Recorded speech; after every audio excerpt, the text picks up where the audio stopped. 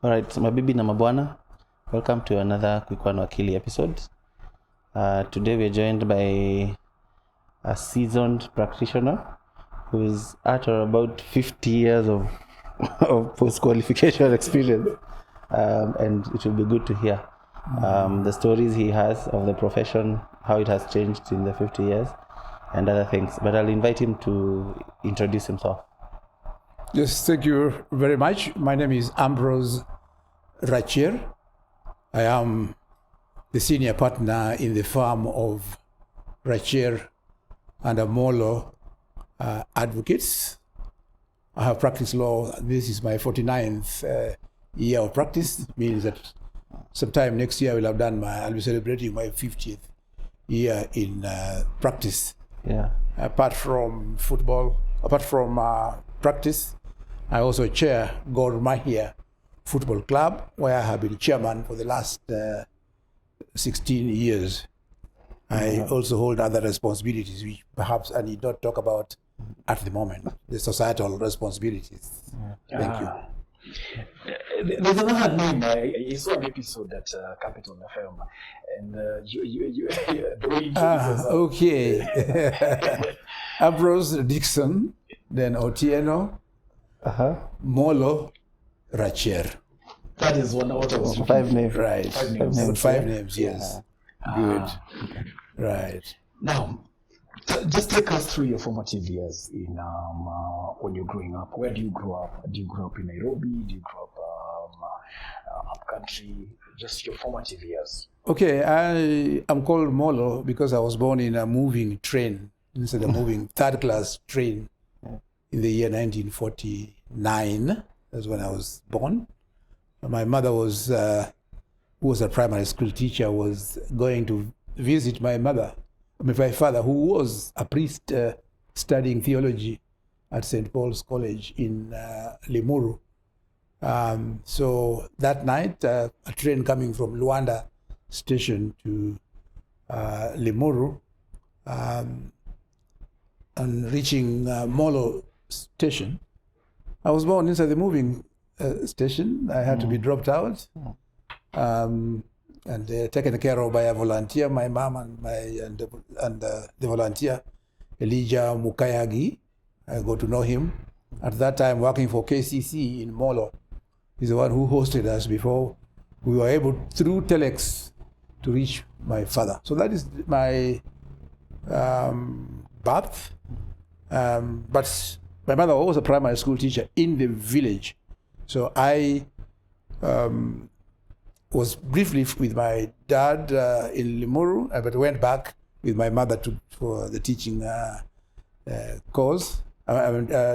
job that she was doing in the village. So basically, I grew up in a village called Ahono. We call it Ahono Green because it's a very green place in Siaya district, just bordering Vihiga district, some 4 kilometers out of Luanda, 7 kilometers out of Maseno. So that is the location in which I grew up in. So I did my primary school in the local school called Sagam Primary School.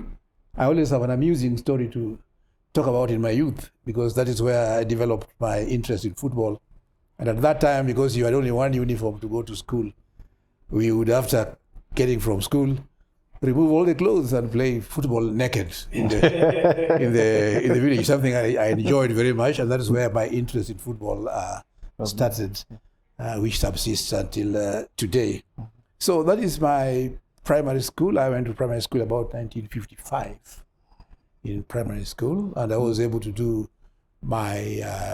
There was something called Common Competitive Entrance Examination that was being done at what was called Standard 4. So that I did in 1960, and 61 I joined a school, now a boarding school, but completely outside my village. It's called Ramba Primary School. There's one point I'm leaving out is that there's one year when I really suffered because I was taken by my parents to live with certain family for just 1 year. That's when I was doing my standard 4. And I can say one of the requirements by the family was that you had to go and fetch water before you go to school. And that is very, very early. There were no watches, no clocks. So all I would do myself is just to guess the time and go to collect this water in River Yala. And most of the times I discovered it could be about 2 a.m. or 3 a.m. because when I came back again, it was still dark and I would sleep, but I brought the water. And one scary thing that happened to me usually was to meet with leopards, harmless leopards walking as you... Harmless yes, yeah, I mean, I met them several times. So long as you did not make moves, they never bothered you. So that's something that I really lingers in my mind up to today about safety at that particular time. But thank God I was able to go to that, what is called now intermediate school. So I did that from 1961 to 1964. Now that is standard 8. So at standard 8, you do another exam, or we did another exam, and then in 1965 I had passed, and I joined Kenyatta College Secondary School Division for Form 1, what is now Kenyatta University. So they were doing, it had been occupied by the military, British military, and on the Declaration of the Republic, they had nothing to do with it, so they set up a secondary school, which grew up to a university, a training college. But that only took the first and second year. In other words, after that, they converted it into a university and teachers training college. Now, at O level, they only specialize in science at A level. In other words, after you pass O level, they would not take you to do arts subjects. Yeah. So from there, then I was admitted to Alliance High School in 1969. So from 5 and 6, I did at Alliance High School. My subjects were mainly literature in English, history, and French. So in October 1970, when I finished Form 6, I got a French scholarship to study French at the University of Madagascar, Tananarive. It's called Cité Universitaire. So I did Diploma in June. By June 1971, I had graduated. Then I was given a scholarship to go and study in the Sorbonne University in Paris. But then at the same time, I got an admission to study law in Dar-es-Salaam University. So I escaped, dropped the scholarship, and joined the University of Dar-es-Salaam. It's the first year in 1971. I remember the former Justice Willy Mutunga joined with me, but not as a first year.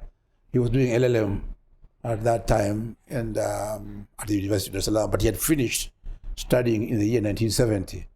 Interestingly also, that 1970, there was a man called Yoweri Kaguta Museveni, had also just finished.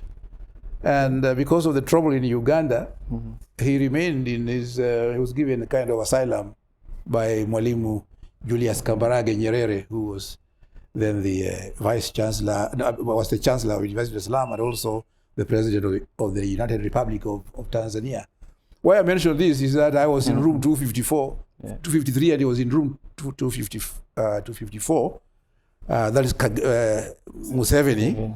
And a very jovial man, very highly political. And so I used to carry his bag when he was going to address meetings here and there. That was some pride that I enjoyed as a first-year law student. So in 74 March, I completed my university and then joined, came and joined the Kenya School of Law, which was then somewhere just near, somewhere on Valley Road, on Valley Road there. So by 1975, in March, in July 21st, I was admitted to the role of advocates. At that time, Chief Justice James Wicks, the one who admitted us at that time. There are only 11 judges in the High Court of Kenya at that time. There was no Supreme Court, but there was a Court of Appeal headed by I think it was at that time Mr. Justice Duffus, Justice of Appeal, at that particular time. Those are things that I remember during the time of my admission. There were no judges in the rural areas. They just went on circuit. In other words, Kisumu, Mombasa, they would be judges on circuit. So just to complete about my education, I did my LL.M. at the University of Nairobi much later on in the year 2003, Master of Laws. But then I switched off to do something differently. I also did my Masters in French translation in 2014 at the University of Nairobi. Then year 2022, I did my Masters in Bioethics at the Illinois University in Delaware in the United States. Why I say I shifted my interest is that I loved something called bioethics. This is really to do with care of people, medical care in hospitals, research, ethics, etc. So at the moment, I'm involved as chair of the Kenya Medical Research Institute Ethics Committee, chair of Strathmore University Ethics Committee, and a member of the Aga Khan University Ethics Committee. So that's why I had to go and do bioethics to be able to justify it, to be able to show that I'm able to handle that. Yeah. So that is on the academic side. I still plan to do a PhD in bioethics. Very difficult to get a university that is offering PhD.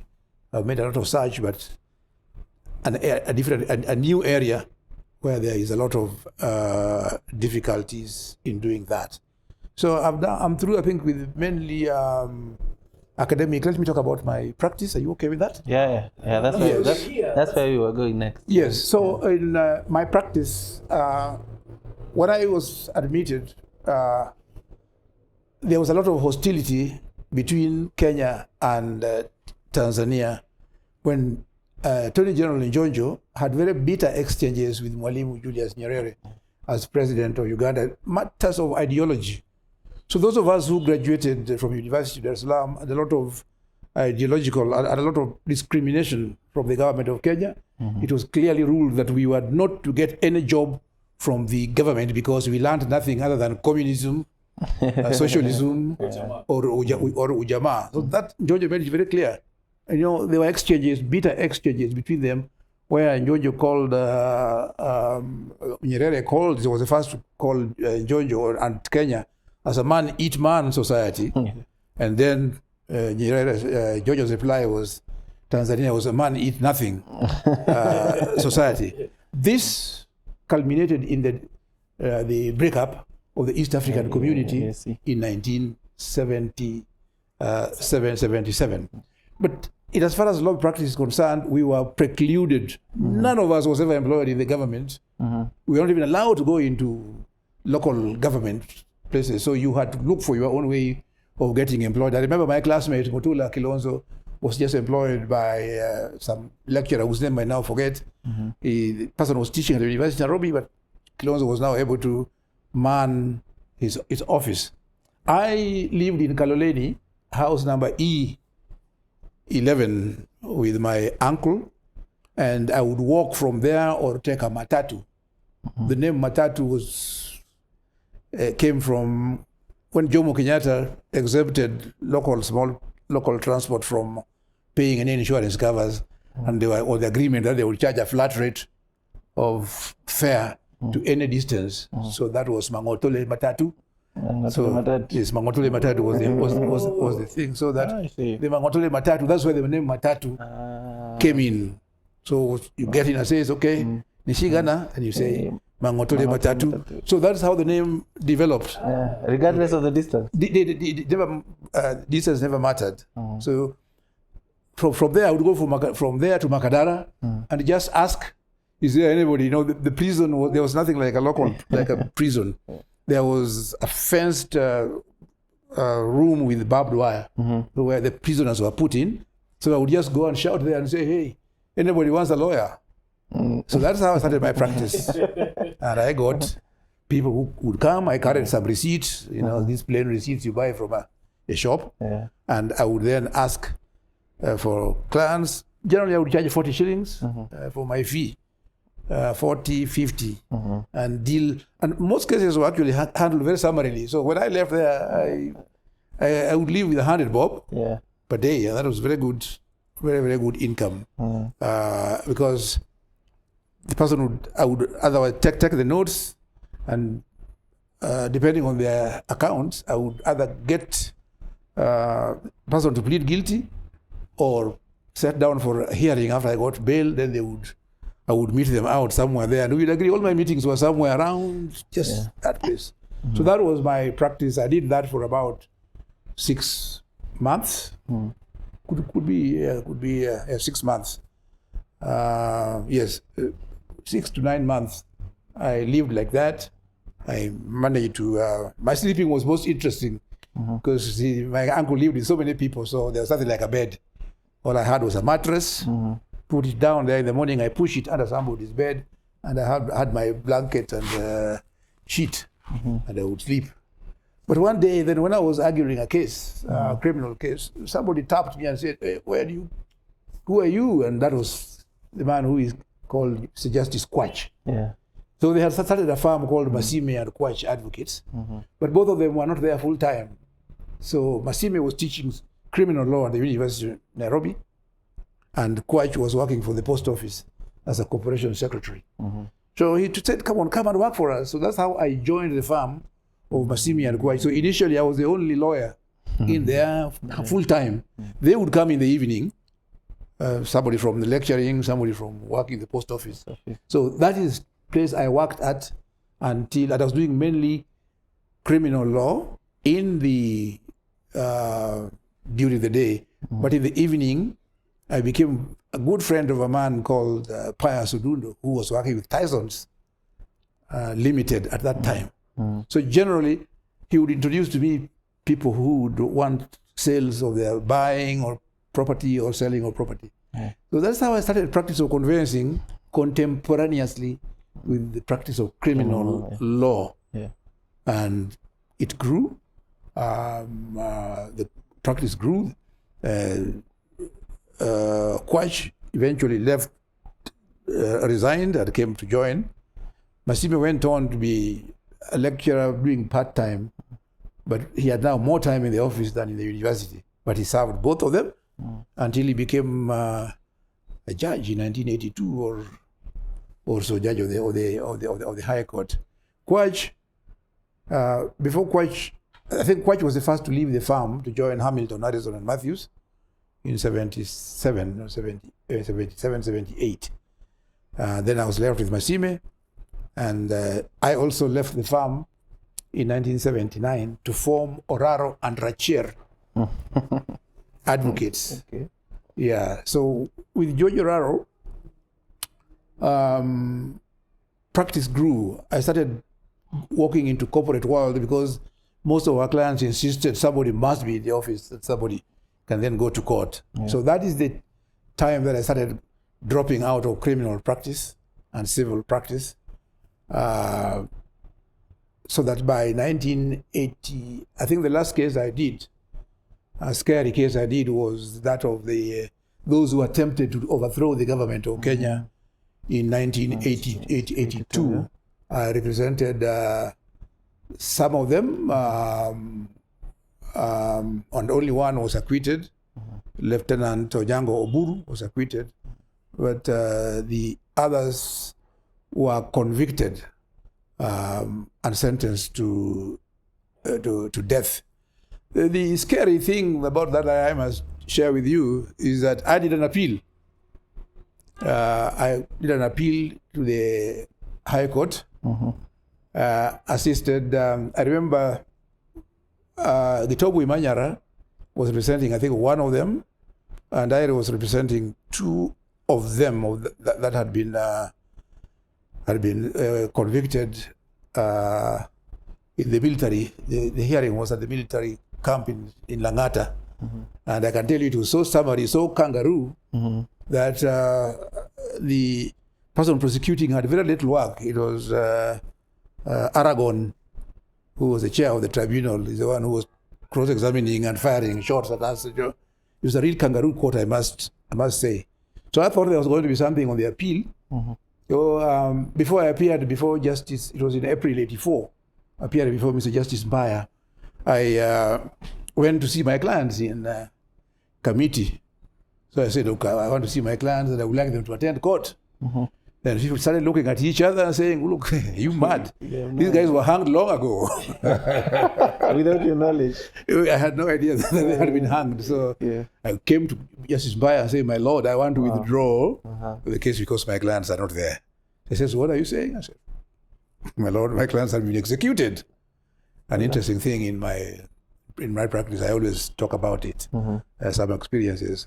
I also had the occasion around just about that time to represent Raila Molo, who is my client until today. And I tell you, he was in prison detention from 1982 to 1988. And the most interesting thing about that kind of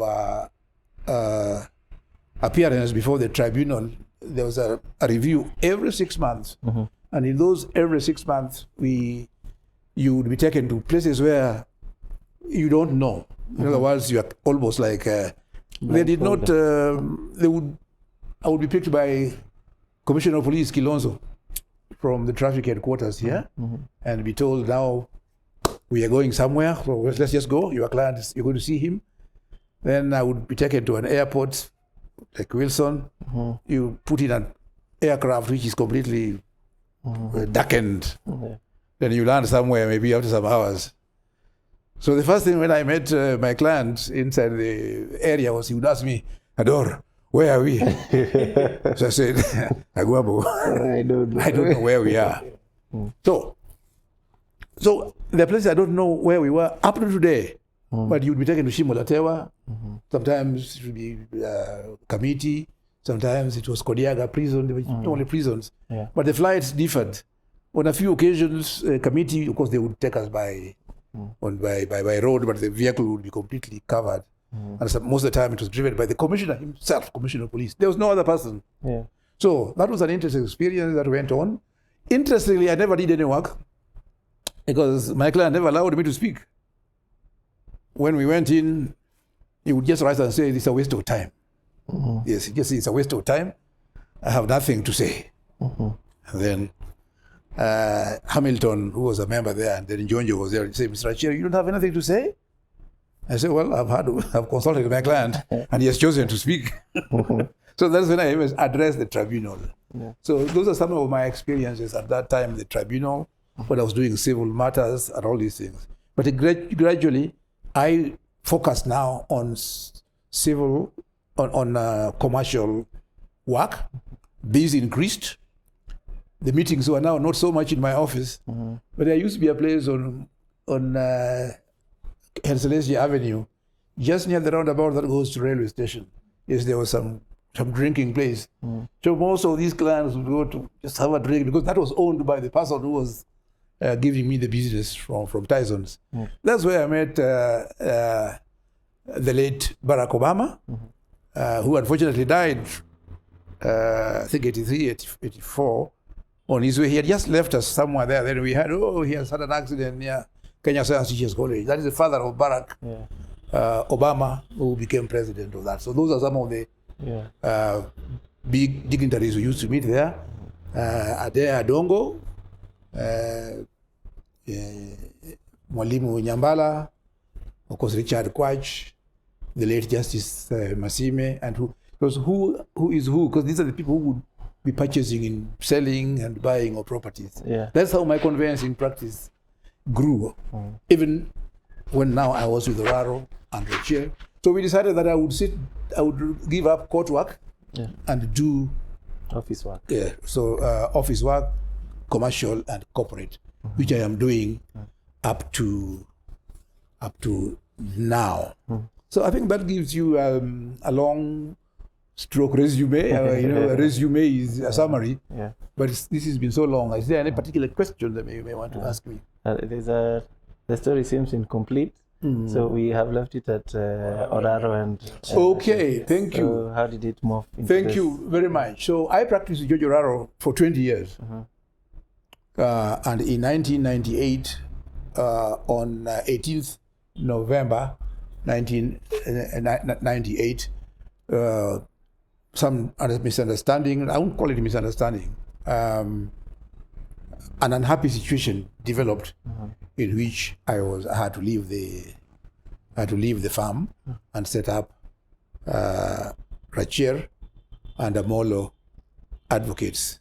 The unhappy situation developed in the morning, but in the afternoon I had set up a practice on 22nd floor of Anniversary Towers, courtesy my good friend, Honorable Peter Kenneth, who was MD of Kenyari at that time. When he heard of that problem, he says, come on, set up here. So in a short time, thanks to him and my friend, Dr. Sally Kosge, who was at that time head of civil service, and my high school neighbor, she was in Alliance Girls High School in Form 6, the same year that I was in Form 6 at the Alliance Boys High School. The sister school, yes, that's Dr. Sally Kosge. And also, luckily, she went for education in Dar-es-Salaam, where she did her Bachelor's of Education and became a high school teacher. Interesting thing, you would get into a bus at a place called OTC here at night, taking off at about 8 o'clock at night, and arriving the following day at 6 or 7 by road through Namanga and getting into Dar-es-Salaam. So we became close, so that when she was in this useful position and I was depressed, she was able to come to my rescue. And so that was the setting up of my practice. I drew most of my current partners and employees from my School of Law class. I used to teach in School of Law from 1982 to 2006. I used to teach conveyancing. I can tell you that most of the people you see in the Court of Appeal and on the bench are, I think the majority of the judges on the bench, Court of Appeal, Supreme Court. To protect one of them, I've got somebody in Supreme Court, but let me not mention his name, who was my law student in 1990. Yes, so that was there. I don't want to mention them, but I must mention one of my very good students in 1982, Moses Wetangula. Yes, 1982 was my pupil and also my law student at the School of Law. But then, so I know he doesn't mind my mentioning that, but if you go through the anybody who was in School of Law in 82 to 2006, they all passed through my hands. So I taught Otieno Amollo in 95. Yes, Otieno Amollo was 95. Yeah, he was the same class with Amazon Kingi, Mungatana. Yes, I can remember those ones. I can talk about. They will tell you themselves. Then I taught Jotham Arua. Dr. Arua is in 1996. Then my own son, Alvin Rachier. You taught Alvin? Yes, 2002. No. He used to be a raga, so but not cheeky, I would say. 2002, 2001. Ligunya, my managing partner, taught in 2002. Miss Francis Olalo, 99. So I've drawn most of my lawyers here. The old days is now Otieno Molo. Was the 1995 class, yes. So the class was an interview. Well? The class was yes, an I would teach them, and as I teach them, I would know who is who is doing well, and they are very good lawyers. Yes, Alvin, I think, has now done 22 years. Yes, of practice. Just about half of my just about. It's about half of my, but he has practiced also. So that is something that I would say. I don't know what else you might, because that's in 2002 or so is when I admitted now Mr. Amollo as a partner, and subsequently Mr. Dr. Amollo, Dr. Arua. Yes, I admitted them into partnership. And we have since grown. We are now 6 partners in the firm, workforce of about 40. As you can see from out there. Good. Any other particular question you may want to ask? I guess the answer. No, I am not. Yes, I have never known what criterion is used for that. Yeah. I've never known what criterion is being used for that. I want to just leave it. Yeah. Leave it that way. But traditionally, I found most SCs are people in litigation. And maybe you left it a while back. So, But there's always a criteria. You need to have argued a case at this level, and I think of course, he would. But If you look at the law reports, Okongo, somebody that Okongo and others, I did that I argued that in the Court of Appeal in 1975, I think so. Yes. And a lot of civil litigation. I've told you that I did for the first 15 years, I was a court lawyer. yeah. Then you let me know how Kalonzo has practiced law. And you also let me know how Karua has also practiced law. And I will give you... Now, John Haminwa has practiced for very many years. I remember in 1975, Haminwa and I appeared in a case in Eldoret. Yeah. Why is he not senior counsel? Exactly. Just to take cue from what you're saying. Let's look at criteria, because if anybody appears so regularly in court even at up to age 87, they must have practiced. It's John Haminwa, and he has handled very many controversial cases. I will also cite very many controversial cases that I have handled. I just told you how I appeared for people from that very profile case, and then I have occasionally, recently. I appeared recently. I did. I didn't tell you this. I didn't tell you this. Something interesting in my life, because of my love of bioethics, ethical issues in medicine. I made a lot of noise when I saw people being ill-treated, those people with AIDS in 1984.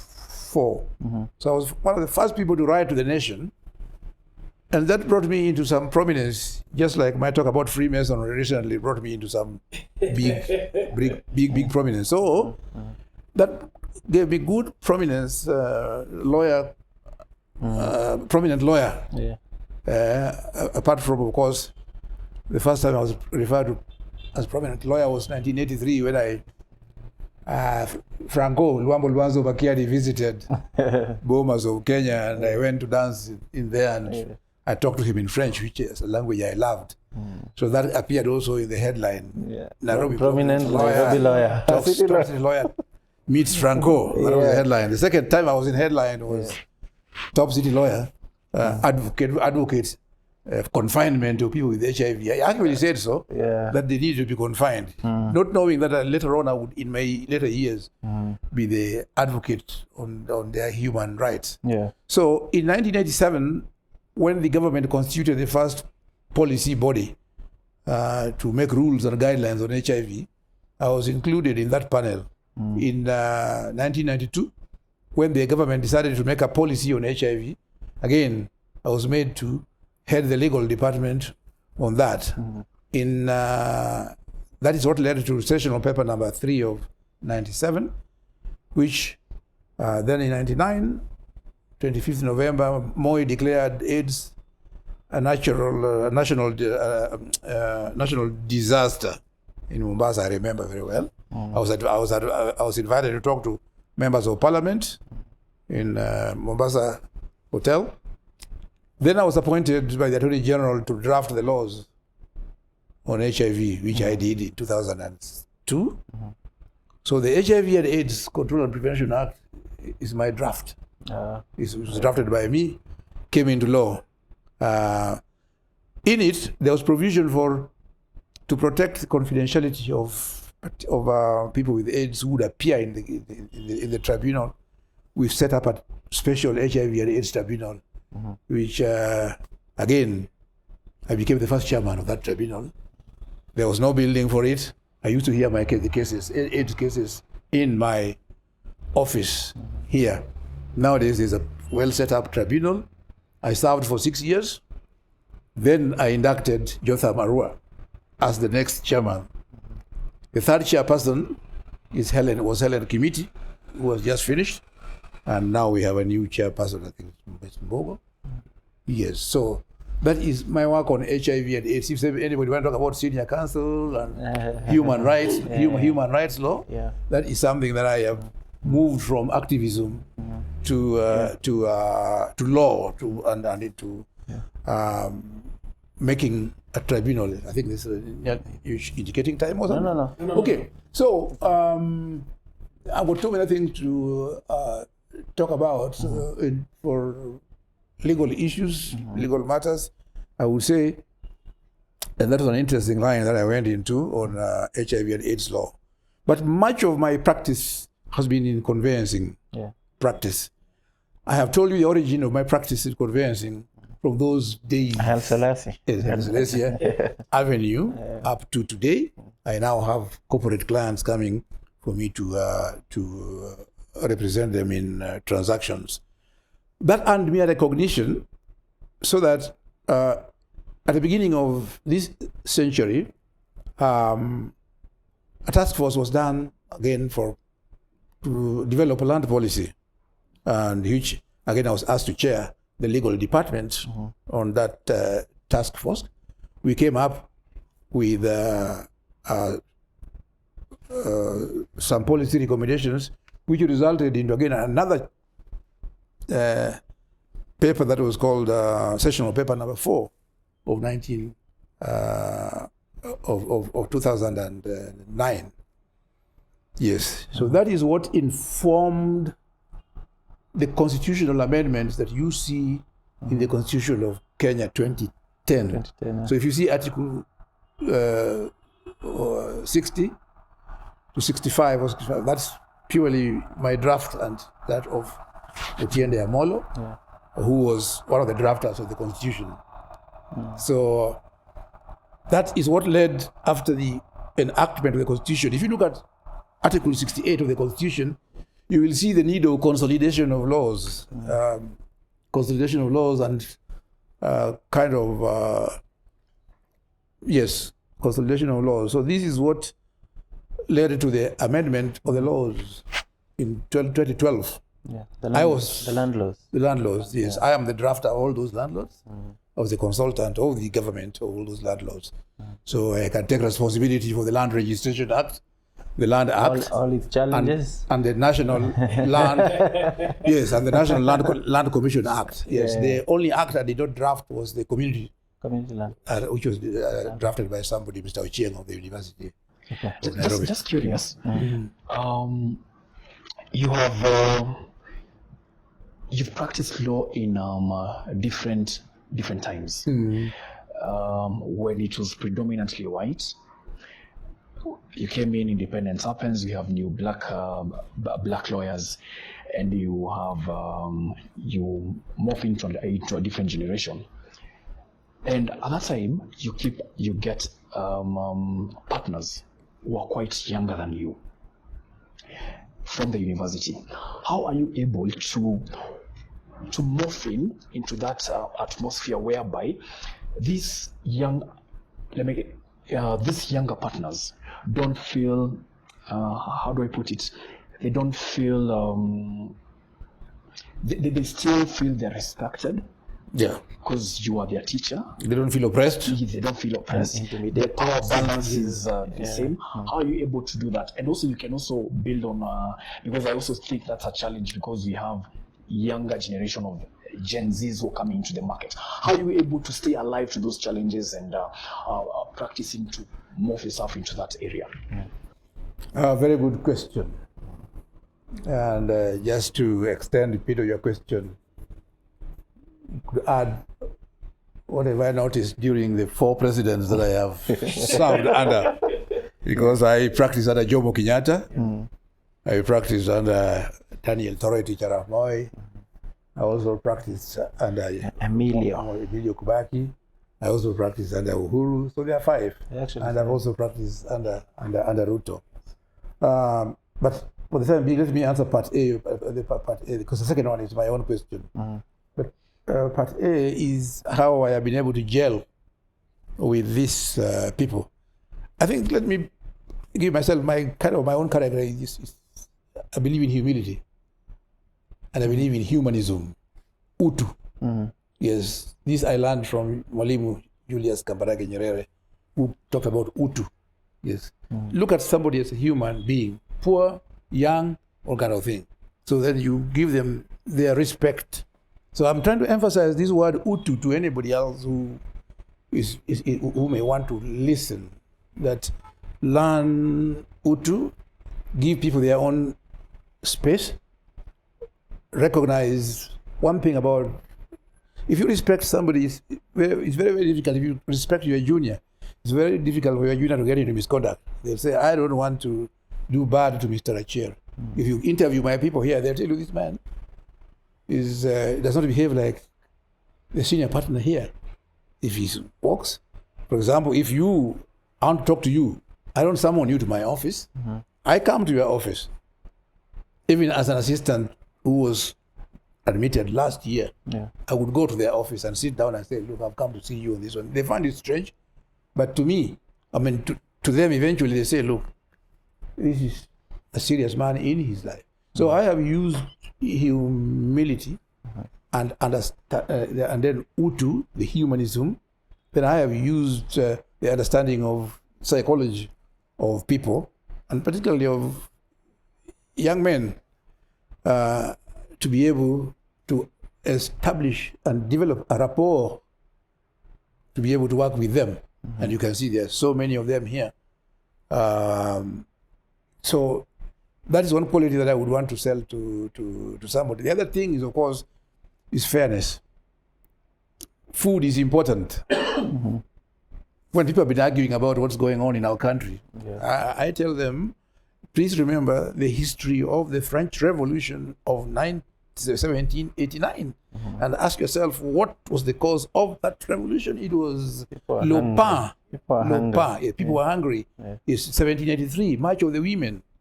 So, Louis Philippe XVI never listened. Marie Antoinette, the wife, never cared. Maximilien Robespierre, who invented the guillotine for chopping people's head, never listened. And you saw what happened. So listen to the people. Listen even to the young generation like the ones I have here. I listen to them, and they find it very easy to come in, Mr. Rachier, can I come and have a word with you? And I don't just use it diplomatically. If it is some matter of concern, I address that issue. Perhaps this part of the interview should have been given by, the testimony should have been given by them and say, what kind of man is this? So I believe in that. I believe in fairly simple life. Never had a bodyguard next to me. The only nearest person I've had is normally a driver because of age and pressure in the head. You say, okay, let me have a driver. But if I walk today, if I live here now, I will walk to town and I will do all my business in River Road and come back here. Walking and all that kind of thing. I do a lot of walking myself. So that humility and gelling with people is an attribute that you need to have to be able to forge a good working relationship.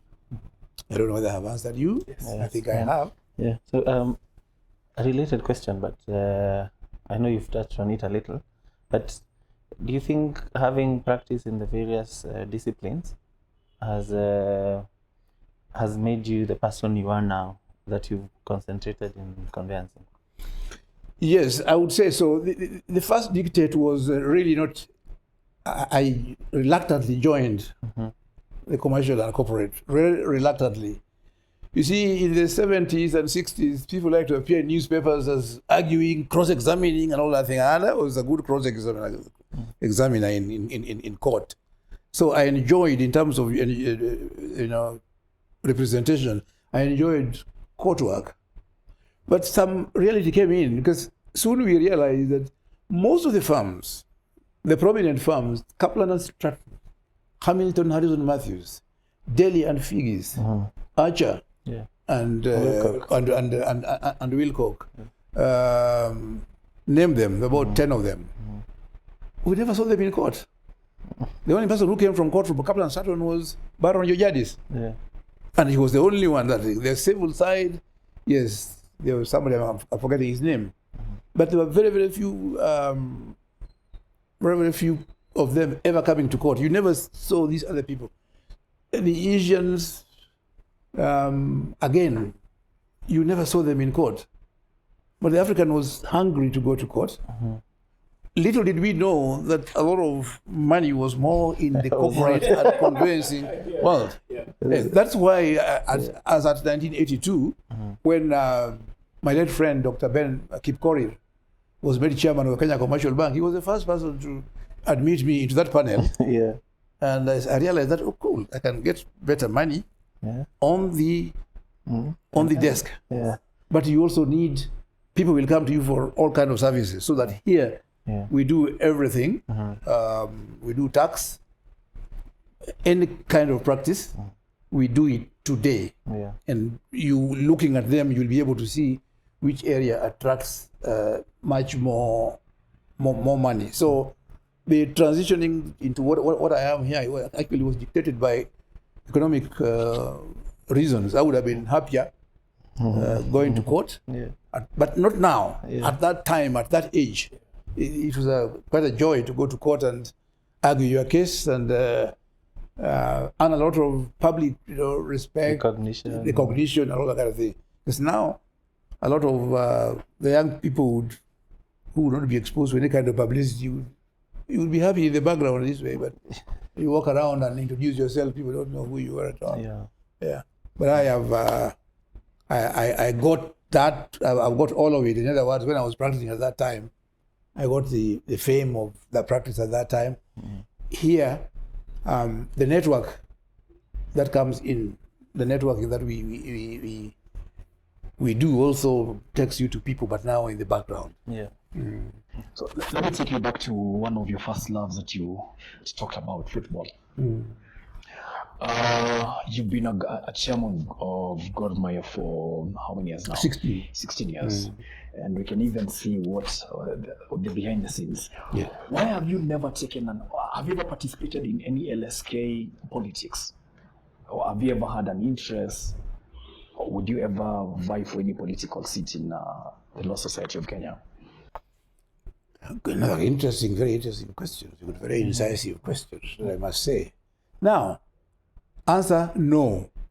I have never taken any interest in the LSK leadership at any one time. But football, I have contested even to become president of football. But LSK, no. You may ask me, why not? I think I had my good, at the time I would have contested, my very good friends were contesting. Fredo Jambo, who was my classmate, who was admitted the same day with me, contested, I think, in the 80s and became chair. I gave him good support.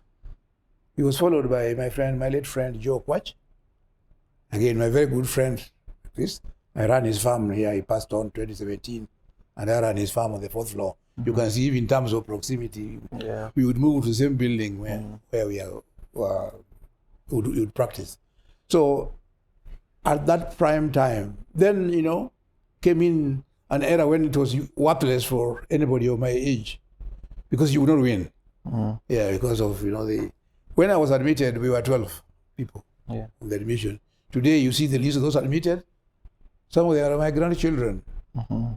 So they have formed a different kind of electorate.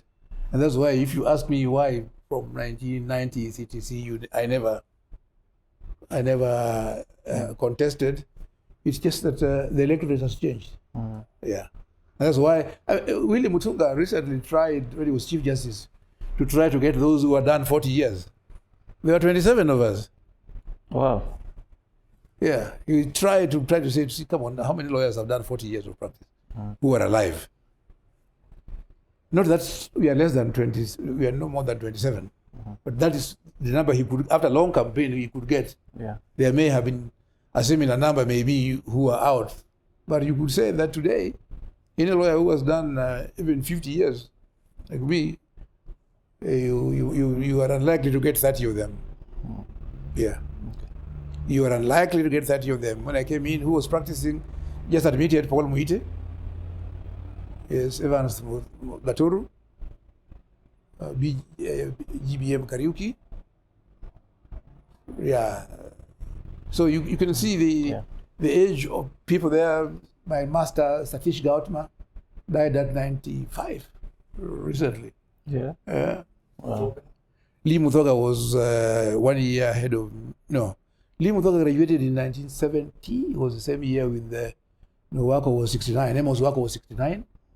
Muthoga 70 when I was in Form 6. So Muthoga was admitted around early, I think by 73 or so, 72, I think he had been admitted. Muthoga Gatur. But Muthoga went to Dar University, but Gatur went to the old school of law, Kenya School of Law. Yeah. So in terms of hiring, I know you've been following the Kenyan politics and the protests. Do you think there is a shift between what you would be looking for in the 80s, in the 90s, and now with the current generation, referred to commonly as Gen Z? What is the question again? Are the needs, is your approach to hiring different? Hiring of... like hiring of new entrants, like pupils and young No, advocates? I won't change. You see, this is the thing I'm talking about. You know, if you live in a cocoon, you're going to suffer. Yeah. Yes, you must embrace what's going on. You must embrace what you see today. You know, there are people who complain about, if you're behaving, it comes from us. It comes from us, the parents. How are we treating, and are we amenable to change? Because things change. Things change. I mean, if you want to, that's why we have CPDs and all the things going on. Yeah. If I begin to cite cases that I was taught by my teacher, Kwesi Bochwe, who became president of Ghana, was my company law teacher. If I begin to quote what he was teaching me in 71, of course, even the law itself, jurisprudence has changed. So the thinking, philosophy of everybody else, and I am a father of children. I'm a father of children. I see them grow. Some of the things that you may detest that are happening are attributable to our own conduct. Yes. Okay. So that is the way I approach life. Yeah. Now, let me take you back to your story. You talked about something that brought you into the limelight. I'm so sure people would want to probably get a hint of, you talked passionately about an organization called Freemasonry. Yes. Probably, maybe you could maybe take a few seconds to demystify it. Well, if you look at the Bible, just look at the Bible. The first Freemason in the world was King Solomon. And if you go to the Freemasons Hall, and I welcome you, please, to join me one of these days, I take you to the Freemasons Hall. The inscription first there, the Lord said, when Solomon said to the Lord, that I shall build you an house, and you shall establish your throne forever. So the first three Masons were King Solomon. So if you have become a chairman in a Freemason's lodge, you are called Solomon. You are the Solomon. So that is there. And then the person who supplied materials was King Hiram for the building of that temple. And the builder of that temple was Hiram Abif. So this is nothing to do with the devil worship. That was practical origin of Freemasonry. It then developed into non-operative Masons like us. We don't go to build. You build in a different way, and you build completely. It goes into philosophy. So that if you attend our meetings, it's about a talk. If you look at some of our rituals, some of them are there. Some of our rituals, they're talking about, first of all, you will see that Masonry grew to to embrace the whole world. It is not just now about Christianity or about King Solomon. It became a type of a philosophy in forming a membership. You have Rotarians, they are members. Yeah. You have go to Nairobi Club, they are members. So if you come into Freemasonry, and I will invite any of you who may be interested, please come and see what it is so that you can help people to demystify. I sought the authority of our head in East Africa, Viri Talwar, to be able to go and talk about this thing. Because I said that, look, there are misconceptions because we don't talk about it. But if you go in there, if you visit, come and visit Freemason Hall and see who have been chairman or what. There are people you know around, and I said it here. That interview was done in this in this room. So we talk about a lot of philosophy, but we also take care of ourselves. But our main concern is charity. It's charity to the people. So we have faith, hope, and charity. That you must believe in a supreme being. That you must assist people. There are many people who, after I went public talking about this thing, came to me and said, "Oh, can we make some money?" So I've got nuisance calls really from people. They believe there is money there. Yeah. And that's the misconception that we have to correct. So normally when they come, I give them audience, they come here. Yeah. And I tell them, look, first, it's not exactly a class thing, but you need to be educated. Because sometimes I find somebody who is, struggling to speak even Swahili, struggling to speak Swahili, struggling to write, etc. But they think that if you go there, you will be a rich man. These are the misconceptions that we need to we need to correct. I don't know whether that answers the part that you want to you want to talk about, but I invite you as good friends. Don't be scared about it. I don't invite you to join, but just come one of these days. I give you a drink there. You take Fanta or take beer or take something. Yes, there is. There's whiskey. If you come, we'll send Mutua. Yeah.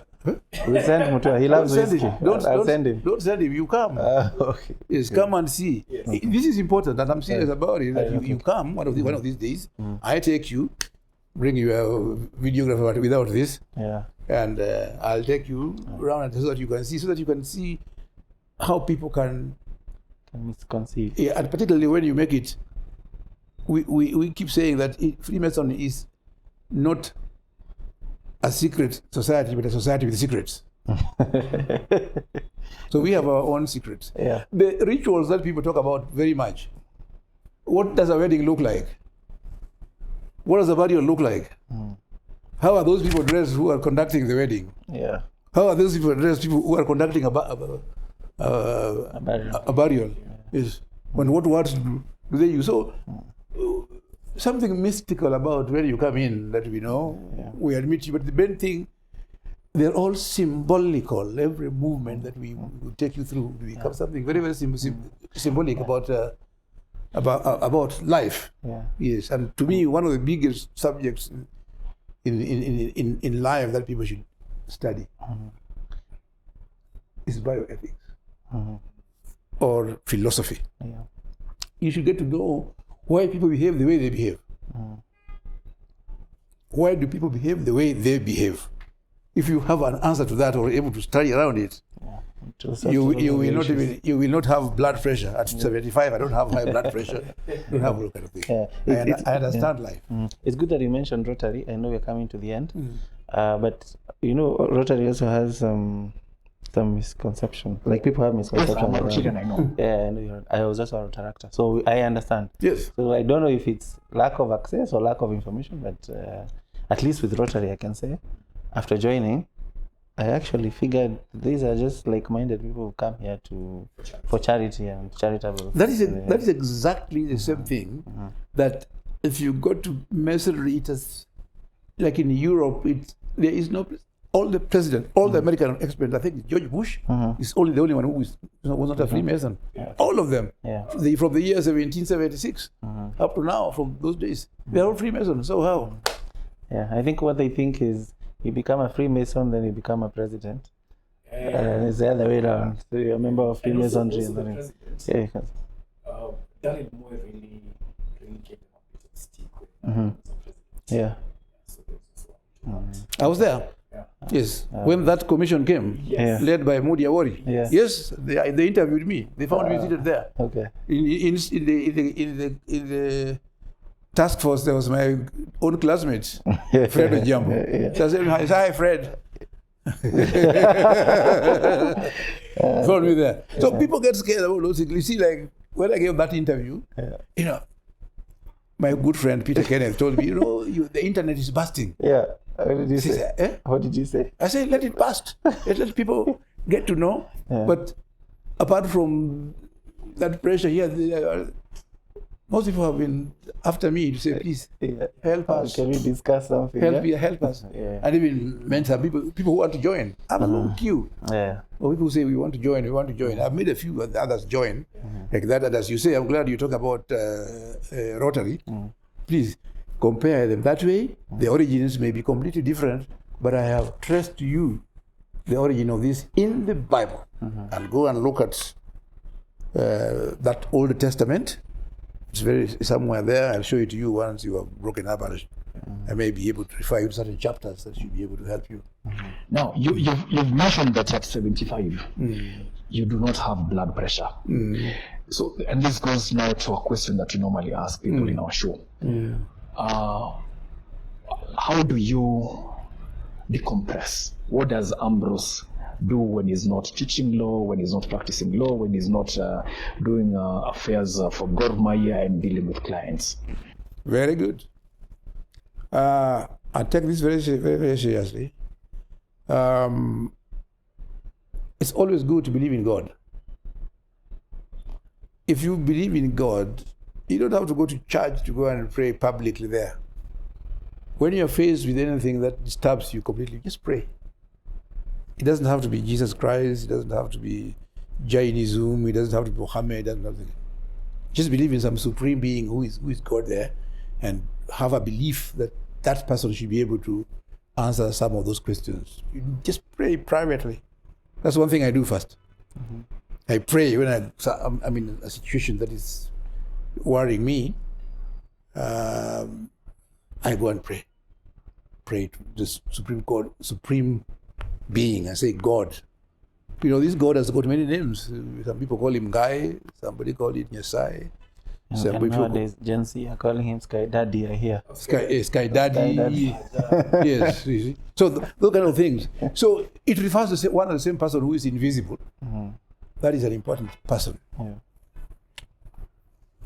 The second thing that kills a number of young people is ambition, excessive ungoverned ambition. Please govern your ambition. Ungoverned ambition. I always taught at School of Law.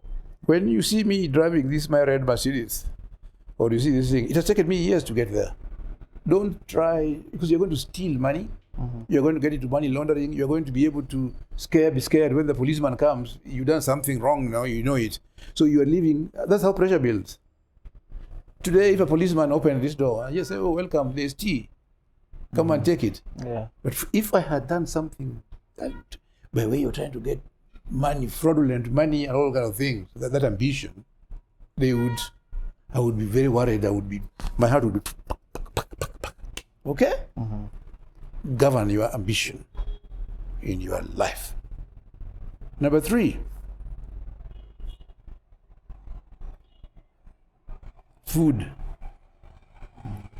Choose what you eat, and please remember your biology and when you eat it.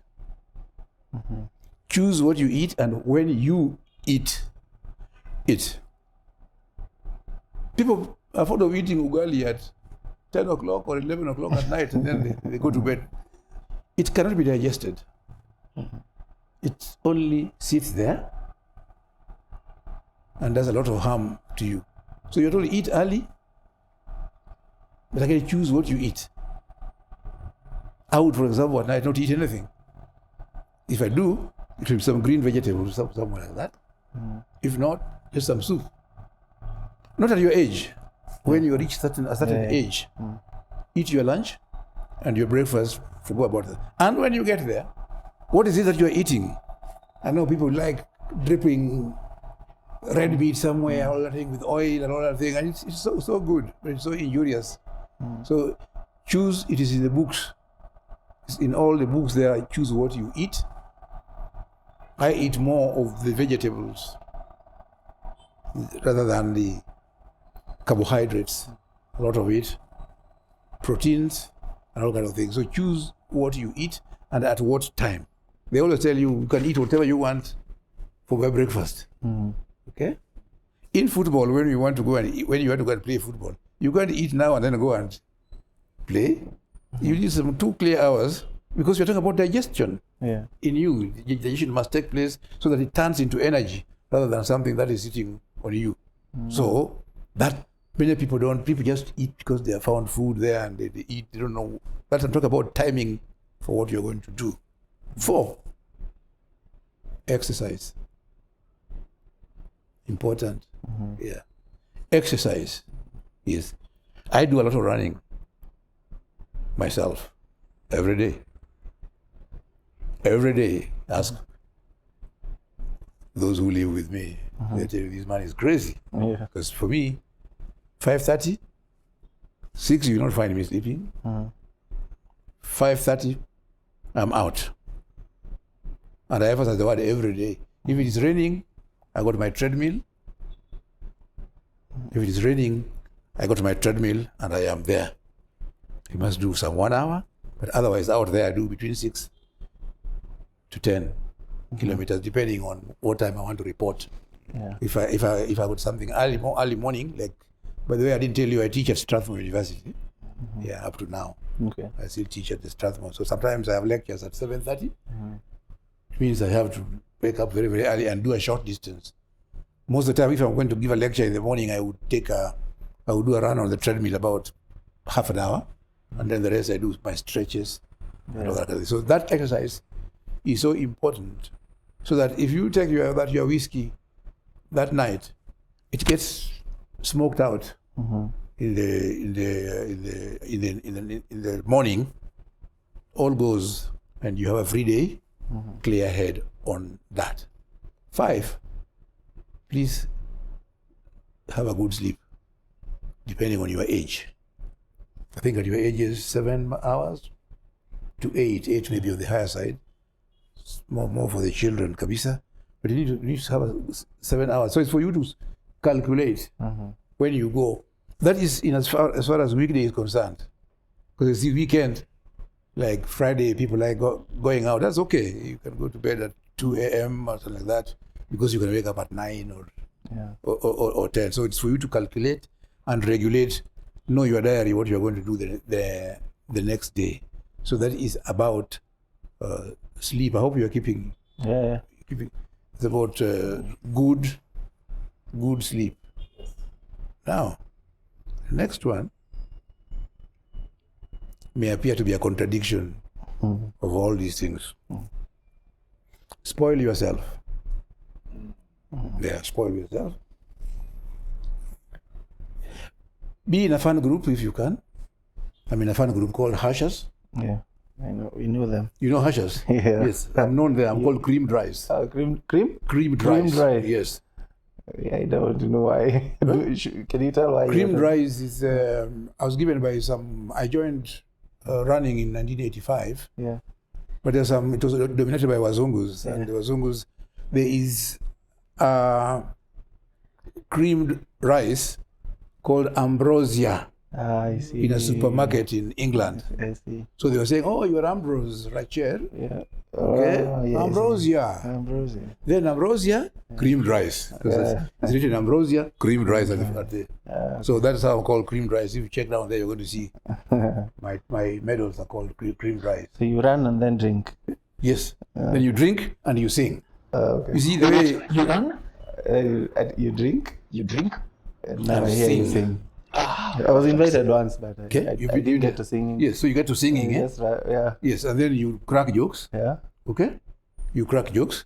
So you have sweated and all that thing. You don't change. Yeah. You're just like that. Maybe you can add a cup and something warm. Yeah. Then you sit there. So there is somebody who is an MC. He's called a religious advisor. Yes. Then there is a chair, there's a treasurer. We got our own names. So we are known by those names. But it helps you to run, like on Monday evenings. Yeah. Or sometimes we take runs outside Nairobi and outside Kenya. We've organized runs internationally. I've run in Cape Town, Table Mountains. I've run in Greece. I've run in Scotland. I've run in Chiang Mai. I've run in Sarawak. I've run in Borneo. Yeah. You see? So we travel and it's easy. Then I run, like I have organized runs in my own village. Yeah. So they come with tents. I have done a run on Rusinga Island. Okay? Yeah. So that is fun. But the other fun I mean is that you can also become a church choir leader or a church choir member and enjoy yourself if you enjoy that singing. Or if you enjoy communion with your people, you know, where people go to Kesha. That's a form of doing what you like. Yeah. The other one is, of course, watching football. See? Yeah. So I go to football, not to play now, but to just to watch physically. Yeah. Yes. I've just come from Dar-es-Salaam to watch Gor in Sekafa, although we have been beaten badly, but I went to watch. It was fun. Yes, it was a great fun. I flew there, came in, then take your liquid. I don't take that one, I take a different one. Then the other form of spoiling myself is that I'm a very avid dancer. Yeah. If you get people who know me, they say this guy loves dancing. Ohangla. All of it. All of it, including Salsa. all of them. All of them. Who is this young Nigeria? Whiskey. No. No, there's another one. A lady or a guy? A young man. Banner Boy.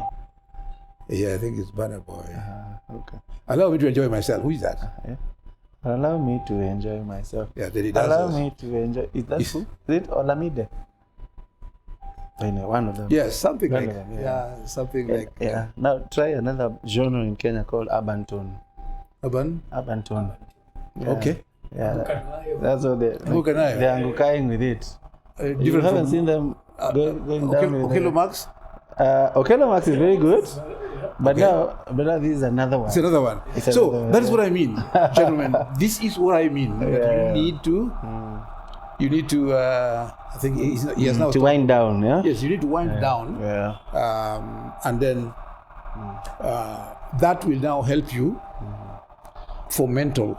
Yeah. I Mental think I've wellness. given you what are germane. There are many small ones. But then that is all. I want to thank you for coming. No. We thank you for creating time. Yes. When I don't know if you carried your shirt. No, I forgot my shirt at home. There's a shirt he carries where all our guests sign. So maybe you Next bring time it you'll next bring time. it. I will do You can this. come with it when we're doing the other show. Yes, but I will also, I'm friends with Alvin and Masara. Oh, and Mary. okay. So I can send them and then you sign on it. Why did you ask Calvin to talk to me instead of asking Leroy Chikanda? So you come and say, knock. We want to see. I think we had the conversation with Leroy sometime earlier on, and then we just. It's just easier. It's just easier. Yes. Don't you find now, you know where Leroy is working? It's on the 4th floor here. Yes. Okay. Yeah, it's on the 4th floor. That is the farm of my friend, Joe Okwachi. Fine. Yes, so I'm the one Son of a who, good friend of mine. Alvin, No, the son. Leroy, Nani's son. Dan Chikanda's son. No, Nani. Quatch. Okwachi. Yes. Noel. Noel. Yes. Ngoloma. Ngoloma, yes. Ngoloma is a good friend of mine. Yes, his mother, who was a French teacher, the professor of French at the University of Nairobi. Yeah. Yeah, we're in Ngoloma. Yes. We used to dance with her in 1970s. Yes, many years ago. Yeah. You look at that camera In and French. Say, In French. In French. Say Wakili quick one in French.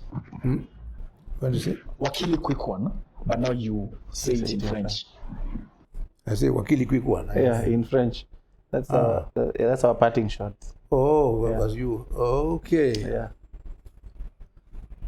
Donc, que d'abord, je voudrais vous remercier pour avoir l'occasion de parler avec lui. C'est maintenant le temps de vous dire au revoir et à bientôt. Merci. Merci. Finished. Finished. Kaput.